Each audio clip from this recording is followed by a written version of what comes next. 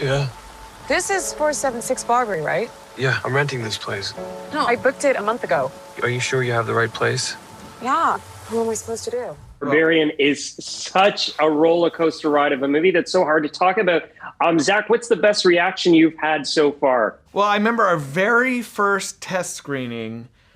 I was so nervous. I'd never shown it to an audience. I didn't know what people were going to think of it. And there's that moment in the movie where she, Bill goes down the stairs to investigate, and she's waiting up top, and she walks to the top of the stairs, and when she drops her bag, a woman in the theater screamed, "No, Tess!" And I just knew, like, oh, I got him. Like, I've got something going on here.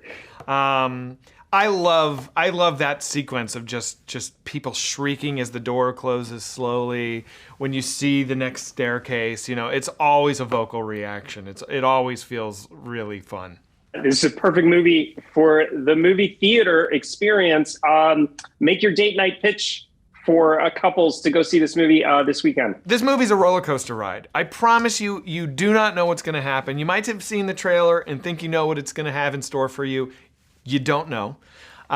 It will twist, it will turn, you will laugh, you will scream, it will be a blast. So Zach, this is an Airbnb's worst nightmare. Where did you get the idea for Barbarian in the first place? I had read this book called The Gift of Fear, which is a book that encourages women to pay attention to their subconscious and to identify these seemingly innocuous red flags that men can give off in day-to-day interactions. And I just had this realization, I was reading it, that I don't have to think about this kind of thing at all, because as a man, I occupy a completely different psychic landscape than most women do. And it was a kind of a big realization for me that, like, it's a privilege not to look at half the population as a potential threat. And so I didn't want to write a movie, I wanted to write just a scene where I could have a woman enter a scenario and I could load it with as many little red flags as possible. Nothing overt, tiny little subtle things. And I thought if I could pack enough of them in, I would have some real tension on my hands. So I thought of the double booked Airbnb. And then I just went to work. And so I gave him all these little things, like, he makes her tea. She says she doesn't want tea. He says, pretty name. That's not an appropriate comment to make in that situation. He insists on carrying her luggage in. He's touching her things. She doesn't want him to.